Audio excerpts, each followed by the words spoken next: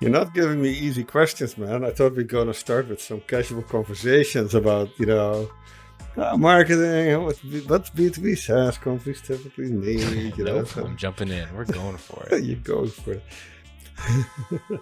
Welcome to episode 5 of B2B SaaS Marketing Snacks. Today, I wanted to talk a little bit about product market fit and marketing and how the two go hand in hand or don't. At Kalungi, we talk to a lot of different companies, and many of them are at different stages of maturity in their product lifecycle stage and in their company stage in general. Some are very small, some are larger, some are pre-revenue, some are at $1 million, $2 million, $3 million ARR, and some have not even built a product yet or have just found MVP and are trying to find product market fit. And one of the most common questions that we get asked in general from most CEOs or sales leaders or investors is, when's the right time to invest in marketing? At what point do you say, all right, we're going all in and we're going to build an internal marketing team and hire a person to, focus full-time on marketing? When is the right time to build that capability? And it's a hard question to answer because in true consultant fashion, I will say it depends. It depends on a lot of things. And I think one of the biggest indicators that we can use to make that judgment call is, do you have product market fit yet? And that's, I usually, when I get that question, I'll start asking questions that get at the core of what product market fit means. Because I think you're always marketing. You have to do marketing to some extent in order to communicate what your product is, to connect with the right people. You have to find the right people, understand what the challenges are, what the pains are, what solution you're providing. You're always doing marketing, whether you're sending an email to somebody, you're onboarding a new customer. That journey that a customer experiences from realizing that they have a problem to then going and doing the research to figure out how to solve that problem, to you showing up for them and meeting them where they are and then taking them down the customer journey into a purchase decision.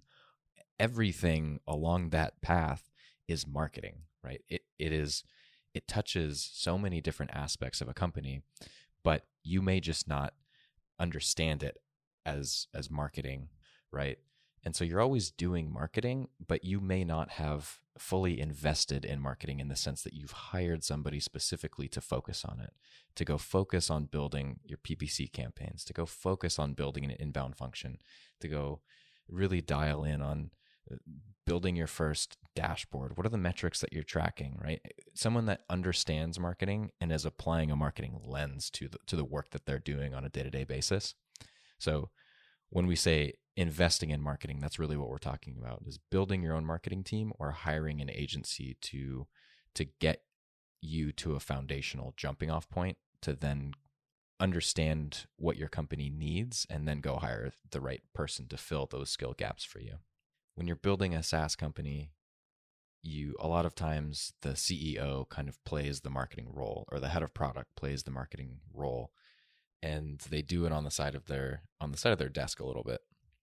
And at a certain point, those people need to go focus full time on being the CEO or the head of product, whatever it is, right? The co-founder, whatever it is.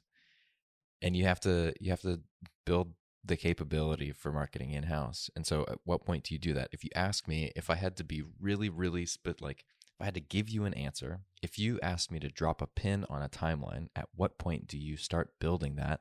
I would say as soon as you think that you have product market fit, it's time to hire marketing talent to go amplify the success that you've already had, to take your happy customers and go find more that look like them and have somebody optimize your pricing, optimize your product positioning, go run the right campaigns and figure out the right channels and double down on the channels that have worked for you already. But I really think that that's at product market fit. So how do you define product market fit is the next question. And I think there's a few different ways to think about it. I often like to ask, how many customers do you have that have come from referrals? If you have a good percentage of them then that's a good indicator for product market fit. Are you solving real problems? If you go talk to your customers right now, the ones that you think are happy, like if I come in and ask your customer success team, and I say, give me a list of your happiest customers. You give me that list. If I go call them up right now and I ask them to go write us a review on Capterra, what do I think the result of that review is going to be? Is it going to be 5 stars? Is it going to be 3? Are they willing to sing our praise to the rest of the world anonymously when they're not just talking to us? And there are some patterns between them, either firmographically or technographically. There's some kind of stamp that makes them all look similar, whether they are within a certain headcount or a certain revenue band, or they use a certain technology, or you helped them replace a specific technology. If there's some kind of pattern between those customers that are really happy, and they tell you that they're really happy, and they want to tell others about your product because they're so excited about it, then I think you've found product market fit. But those are just my thoughts. And Stein, I want to ask you the same thing. At what point do you think companies should start investing in marketing? Yeah, it's a great question, Mike. The definition of marketing being you want people to believe something and you want to change their behavior. When you are ready to invest in marketing, you better know for sure that you're solving a problem that actually exists and that there are more than, a small group of people that would probably benefit from what you have to offer. And that, I think, is what is the simplest definition of product market fit. And an easy way to measure whether you have achieved product market fit is if you have people who are now buying your product, and buying as in voting with either their wallet or maybe sometimes with their time, right? If someone buys your product by spending a lot of time giving you feedback, for example, instead of maybe paying for it, that could still count. But then most importantly, they stay with you. I like to say you have to have people who pay and stay to have product market fit. And then there are different ways to sort of measure the scale, right? Product market fit often is measured in how many of those customers you have that pay and stay. It used to be a large number. I think it was very common to say, hey, you need to have at least 1,000 customers who have paid for your product before you can say that you've achieved product market fit. I think these days, because people can share their enthusiasm about a product with others, you can drive referrals, for example. There is a better way to measure it, because I believe that the pure consumption of your product, how many people use it, is not necessarily a great indicator for product market fit, because the reason they bought your product, even if that's a high volume of customers, might have been for other reasons than really appreciating what your product has to offer and whether it solves their challenge, their problem.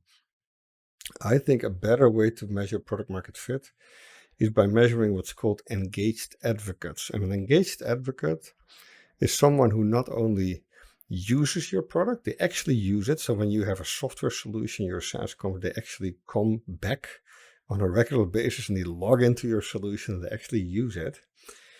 And then they not only use it, they like using it. Right? So ideally you get some kind of feedback that is positive through the product experience, or maybe by asking your customers or your users. But then thirdly, you also would like those users who like using your product to share that with others. So an engaged advocate is someone who uses your product, who likes using it, and who shares it with others. And I think, Mike, you don't actually need a lot of those. If you have 10 people in that bucket who have basically adopted your product after they bought it and are using it on a regular basis, they've told you they like using it, and they've told others, maybe each of them has to tell 10 other people, then you definitely have achieved product market fit, worthy of investing in marketing. So that would be my my definition sort of these days. Not just the volume of people who use and pay and stay, who use your product, but the ones who are actually considered engaged advocates.